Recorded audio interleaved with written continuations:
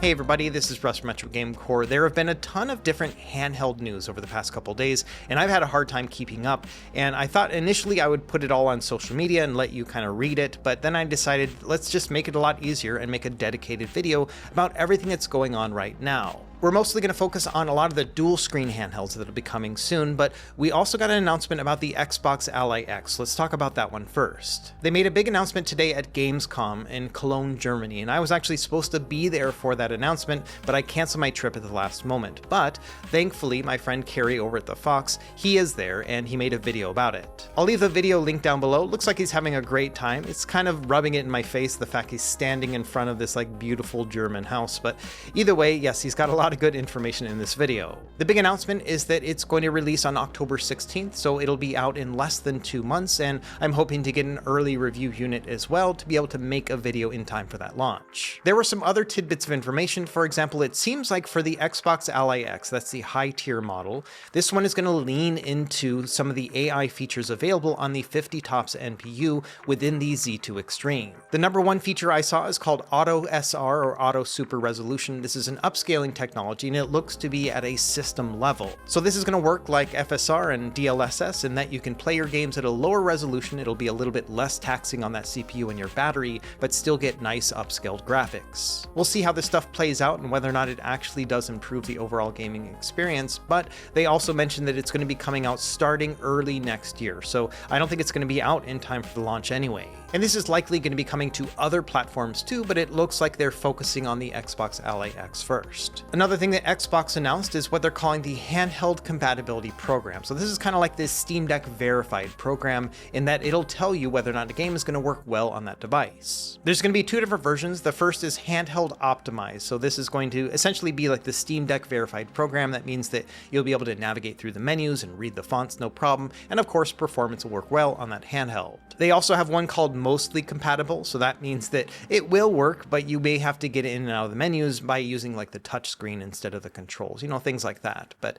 either way, that's what it looks like they're going with here, is this new compatibility program. And one last tidbit is that they're adding something called shader delivery to this handheld and other platforms in the future. So the idea here is that you will be able to pre-download all of your shaders and have them all pre-compiled when you start up your game. If you own a Steam Deck, you probably have already seen something very similar where it'll do a shader pre-caching update on your game. And what that's essentially doing is downloading all the shaders, and then when you start up the game's going to launch faster, and then the GPU won't be taxed as heavily because it doesn't have to compile all those shaders on the fly. And this has been an issue on Windows PC gaming for a long time. So if they are going to use this on the Xbox Ally X and then expand it to other Windows platforms, that's going to be pretty awesome. So I am looking forward to that, and Carrie over at the Fox has more information about all this kind of stuff. I will leave his video link down below. So long story short, yes, October 16th for the Xbox Ally X, and it looks like they're doing a lot of stuff behind the scenes to improve that gaming experience on Windows-based handheld PC. So it'll hopefully start with the Xbox Ally X, and then we'll see it trickle out to other handhelds in the future. So next I want to talk about all these dual screen handhelds that we've been seeing over the past couple months and especially over the past couple days. Now, dual screen Windows-based handhelds have been out for a while. We had the AYANEO Flip DS last year, and then the Flip 1S DS, which came out a few weeks back. I did a video about that one too. So those essentially just work like a small laptop that has a second screen attached to it. There's a lot of finagling you have to do within Windows to get it all to work properly, but it can definitely work. But the big push over the past couple of months has been Android-based dual screen handhelds, which is something I've been very skeptical about in the past because, that requires a special version of Android that allows you to basically push to two different screens, choose which one is going to be on which display. That's not something inherent in Android. So these companies have to basically build the software within it. And then also when it comes to emulation, you have to have apps that support it too, that allow you to push to two different screens at once. And we've seen improvements for both of those fronts over the past month or so. So I think it's really going to actually start happening. Last month, I did a video about the 1X Sugar, which is this crazy two-screen contraption, which is Android-based, and some of the software does allow you to push to two different screens, but this one was still very much so a work in progress. And then just last week, I did a video about the dual-screen attachment for the Retroid Pocket devices. This is still a work in progress too. I've got more news about that near the end of this video. But the big news is that we've got two dual-screen clamshell handhelds on the way. The AYANEO Pocket DS was announced a while back, but it just started launching on on its Indiegogo campaign this week, and it's already got 1,000 backers. But then another company, AYN, which is the people that make the Odin line of devices, they announced a new handheld as well just yesterday called the Thor. This is also a dual-screen clamshell handheld that is Android-based and looks a lot like the AYANEO Pocket DS. These two companies often will compete with one another, and so it is kind of funny to see this happening all over again. Let's start with the AYN Thor. They just released a teaser video on YouTube yesterday, and then they trickled out the rest of the information throughout the rest of the day. So here's what we know. It's a dual-screen clamshell handheld. It's going to be Android-based, and it's going to have two different chipset options. The lower spec model is going to have the Snapdragon 865. That's the same chip that's in the Retroid Pocket 5, the Retroid Pocket Flip 2, as well as the Retroid Pocket Mini version 2. It's a very capable processor, even though it is a bit older, and it allows you to play up through like GameCube and PS2 for the most part, and then also some like Light Switch and Wii U. So this will be an excellent fit if you're looking to play Nintendo DS and 3DS, and maybe not as much Wii U gameplay, just because that one can kind of struggle with more heavyweight games. Now, an interesting thing here is that AYN and Retroid have never really been in direct competition before when it comes to chipset. You know, Retroid will usually be like at that mid-tier, around that $200 to $300 price point, and then the Odin line of devices from AYN will usually start at $300 and go on from there. So they're at the more higher tier. So this is the first time where I've seen the same chipset coming from these two different companies. And what makes it interesting is that a lot of people speculate that these are either the same company or they have the same parent company. And so that's why they never compete with one another. But I would see this as being a direct competition with the Retroid Pocket Flip 2. Now, the higher tier chipset in the AYN Thor is going to be the Snapdragon 8 Gen 2, the exact same chip found in the Odin 2 line of devices. So we already know what the performance is going to be like on that, and it's also very excellent. You'll be able to play PS2 and GameCube no problem, but then the higher tier systems, things like Wii U and Nintendo Switch, also play really well, and they have excellent compatibility with this particular chipset. Another great thing about both the Snapdragon 865 and the Snapdragon 8 Gen 2 is that they are compatible with Linux. Now, the Linux builds will also have to compensate for a dual screen setup, so I'm not sure if that's going to be possible within the software, but it is something to think about, is that we may have a dual boot option sometime down the line. So that's what we can expect when it comes to performance with the AYN Thor, something at the Retroid Pocket 5 level, and then something at the Odin 2 level. Let's talk about the rest of the hardware, starting with these screens, which I think is going to be great. So the top screen is going to be 6 inches, AMOLED, 120 Hz, and 1080p. And AYN describes this as being a unique display, and I think the translation there is that they actually had this created for the company, which means that maybe we'll see this in something like the Odin 3, which is another device that they kind of teased in one of their marketing images as well. So we may be seeing an Odin 3 with maybe a different chipset with the same display, and I love these specs. 6 inches, 120 Hz, and AMOLED is like exactly what I want to see. The bottom screen is a lot more familiar sounding. It's 3.92 inches and also going to be 60 Hertz and AMOLED. So that sounds like the exact same screen that we've seen in a bunch of other handhelds, including the AYANEO Pocket DMG, the Retroid Pocket Classic, as well as the Retroid Pocket Mini version 2. So that's going to be a 31:27 aspect ratio, which actually works really well with a lot of retro games. So that's what we're looking at in terms of screen with the AYN Thor. It's going to have a standard, 16:9 display up top, AMOLED 120 Hz, and then down below another AMOLED display that's only going to be 60 Hz and then 3.92 inches with that more squarish aspect ratio. That does mean that when you scale up things like DS and 3DS, you're going to have black bars on the left and right on the top screen, and then black bars at the top and bottom because it's a bit more squarish than what they used on the original DS and 3DS. So I don't think that's the end of the world. We'll see how that all plays out, but the fact that it's AMOLED and that it's going to be an all glass front probably means that those bezels are going to kind of blend into the rest of the device like we've seen with other similar handhelds. They've released some other specs. For example, it's going to be a 6,000 milliamp hour battery. That's going to be a little bit bigger than on the Odin 2 Mini, but not quite at the 8,000 that we have with the Odin 2 and the Odin 2 Portal. I'm not sure how long battery life is going to be. I think that, powering 2 screens instead of 1 is going to be more taxing on the battery, but of course I'll test all that stuff once I get a unit in hand. We also got some of the dimension specs. It's going to be 150 millimeters wide and then 94 millimeters tall, and then finally 25.6 millimeters thick. This all comes together in a package that's 380 grams. That's going to make it about 80 grams heavier than the Flip 2 and about 50-ish grams heavier than a 3DS XL. Someone on Reddit already made a comparison between these different sizes. So the one on the left is the Retroid Pocket Flip 2 in blue, the 3DS XL is in green, and then finally the AYN Thor is on the right. So in terms of size, it does look to be pretty comparable to these other options, which I think is pretty exciting. I love the idea of something being super compact, but also very powerful. So now let's talk about some of the things I don't know and then some potential concerns that I have. Number one is the price point. We don't know this information just yet.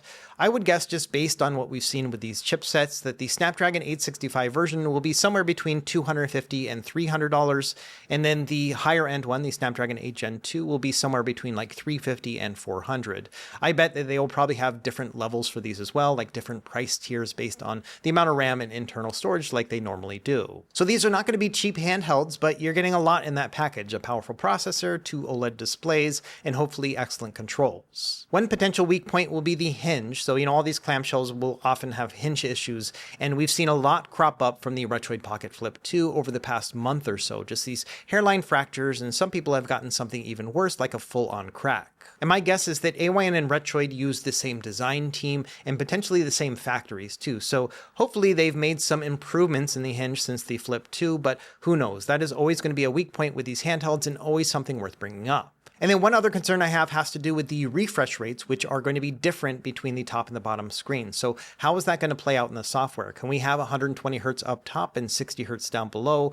Or is the software going to force us to use 60 Hz on both just to compensate for that bottom screen? AYANEO has announced with the Pocket DS that they are going to limit it to 60 frames per second on both the top and bottom displays when both are running at the same time. So this is another thing that I'm hoping that AYN can figure out a fix for, because it'd be really great to be able to play 120 Hz up above and then, do something else down below at the 60 Hz refresh rate. Now, I also mentioned that the Odin 3 has been teased. We haven't seen anything other than just the name Thor and the name Odin 3. So it's obviously coming, and my guesses would be that it's going to be an updated chipset. The Odin 1 to the Odin 2 was an updated chip, so I would expect the same here. I'm also hoping that, like with the Odin 1 and the original Odin 2, that it'll keep a 6-inch display and they use that 120 Hz OLED one that they're using in the AYN Thor. It makes a lot of sense that they would just use the same screen in both, and I'm here for it. That's one of my favorite things about the Odin 2, is that overall smaller and more compact size. So if we get something that looks a lot like the Odin 2, but with a new screen inside of it with 120 Hz refresh rate,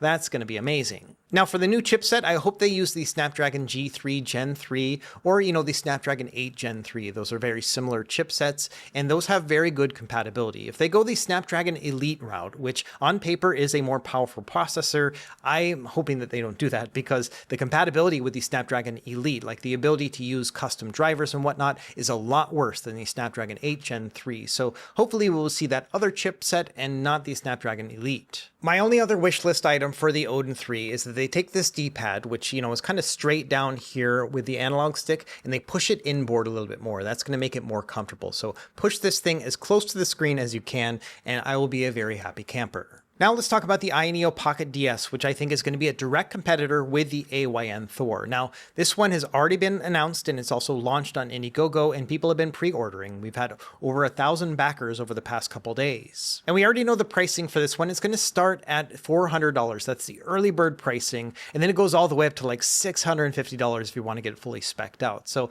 AYANEO has always been on the expensive side, and it'll be very interesting to see how the AYN Thor competes against it now that they're kind of in a better position where they already know the competitor pricing and they can adjust their pricing accordingly. Now, even though the Thor and the Pocket DS look very similar, they're clamshells with 2 screens, they're Android based, there are some significant differences. The top screen on the Pocket DS is going to be 7 inches and also AMOLED and 165 Hz refresh rate. Now, personally, I think that 120 Hz is that sweet spot because you can use it for things like shader subframes as well as black frame insertion. But, if you are going to be doing streaming, having a higher refresh rate is going to be even better. The bottom screen, I would say, is also a little bit better suited for retro gaming in terms of size and scale. It's going to be 5 inches in a 4:3 aspect ratio, which is really interesting. I haven't seen a 5-inch 4:3 aspect ratio display before. I think it's going to be massive. So I think this screen will be better suited for a variety of different gaming. Be able to play a lot of games that native 4:3 aspect ratio,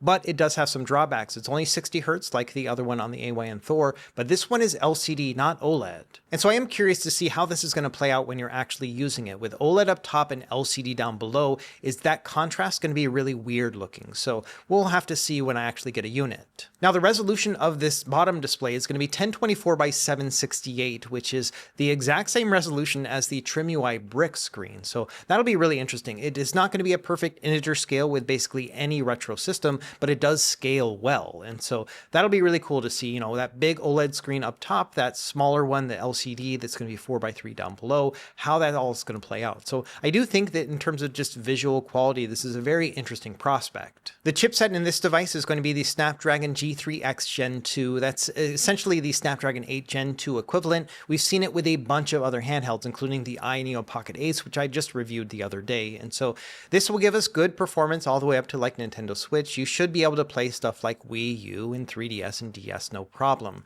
It does have less compatibility within the Snapdragon 8 Gen 2, but that compatibility like gap between the two has been getting smaller and smaller. So I think it's a good chipset and it is quite powerful. The battery size on this one is going to be larger. It's 8,000 milliamp hours, which I think is going to be great just because we are pushing two different screens, but it is going to make it heavier. It's 540 grams compared to 380 with the AYN Thor. So I think they are not going to be very comparable when it comes to pocketability and just overall portability. It does look like AYANEO has been putting a lot of thought into their Android build in terms of having a dedicated button to be able to swap between like focus modes and other things within the software. You can read all about it on their Indiegogo page, but it does sound like they are trying to make this a good multitasking experience, which is my major concern when it comes to software with an Android-based platform, just because Android isn't really meant to push two screens at once. And so it does look like AYANEO is trying to mitigate some of those software limitations by adding their own solution. Now, like I mentioned before, AYANEO has said that the refresh rate is going to be limited to 60 Hz on both screens when both are playing at once, and I think that's kind of a bummer. For example, I think with a 165 Hz top display that's 7 inches in OLED, a lot of people are going to want to do game streaming on that, and they want to use the highest refresh rate possible to reduce decoding time and latency, but then also have like a nice smooth experience. So imagine with a dual screen handheld, maybe you're streaming up top and then, you know, going and consulting an FAQ guide on a browser on the screen down below. And it would be a bummer if just having those two on at once would limit your streaming experience to 60 Hz. So hopefully this is something that they can fix in the software. I'm not really sure at this point. It sounds like it's kind of a done deal, but you never know. I'm hoping that maybe we'll see an update. So I'll leave a link to the AYANEO Pocket DS campaign down below if you want to read more about it. And I did get an email from them last night asking if I wanted to review a unit. And of course I said yes. So hopefully in the next few weeks, I will get a unit and I'll be able to make a review for you. And so be on the lookout for that. Now, the last piece of information I have is about the Retroid Pocket dual screen. I made a video about it just this past weekend, and there are a lot of things to love about it. It's the same AMOLED display as in the Retroid Pocket 5, so 5.5 inches, 1080p, and it works really well. But I have found that there were two hiccups with it. Number one is the battery life. So it took a lot more battery than I was expecting over USB-C. So it basically halved the battery life depending on the context that I was playing it in. So this is not going to be great when it comes to like long-term gaming sessions, but I think just in general, it should be okay because the battery life on a lot of these Android-based handhelds is pretty awesome. The other major downside I found was that there was some pretty significant delay between the bottom and top screen. And so you could see that when playing the same content on both, or when trying to play like a dual screen game like DS and 3DS, you could feel the input lag. And I did some measurements and it looked to be about 3 frames of lag between the two. Now, after making that video, Retroid put out that basically there's nothing they can do to fix that. Essentially, the screen itself is a portrait, not a landscape display, and they have to rotate it in the software, and the act of rotating it on the external screen is what's providing those 3 frames of delay. And so they said there wasn't any fix for it. Now, just yesterday, they made an announcement and said, hold on, we've actually found a firmware fix for it. So all the screens that have already shipped are going to be sent a new cable that allow them to do the firmware update. And then all the screens that are going to be shipping from now on after a 3-day delay to fix everything, it's all going to be sent with the new firmware update. And so they said this is supposed to give it a near zero input delay. Now, I don't know what near zero means. That obviously is not going to be zero. So there will be some lag from the bottom of the top screen, but we'll have to test that ourselves. The company reached out to me and said that they're going to send me a new screen. So I'll be be able to have my old screen that has the old firmware on it to have that, major delay, and then we'll be able to compare it side by side with the new screen. So be on the lookout for that video. It sounds like it'll be shipping in the next week or so. So there we go. There's a quick news roundup. So we've got the Ally X coming out October 16th. We also know some other things happening under the hood. And then we've got these dual screen clamshell handhelds that are Android based, coming from both AYN and AYANEO. And then finally, the Retroid Pocket dual screen might be getting a really nice update. And I hope that it works really well, because I think that for $70, it's a really cool attachment. Instead of having to buy a dual screen handheld at this $300+ price point, you can get something for $70 that will just attach to the device you already have. And so I'm really hoping that Retroid Pocket dual screen is a lot better than it was previously, because that's going to be a very easy recommendation coming in the future. Anyway, let me know what you think in the comments down below. Let me know if you want to hear more of these kind of news roundups as we get them. I don't usually make videos like this, but I do every once in a while when all the information starts stacking up. And I don't mind making the videos. They're pretty easy to make. So let me know what you think in the comments down below. As always, thank you for watching. Be sure to like and subscribe if you found this helpful, and we will see you next time. Happy gaming.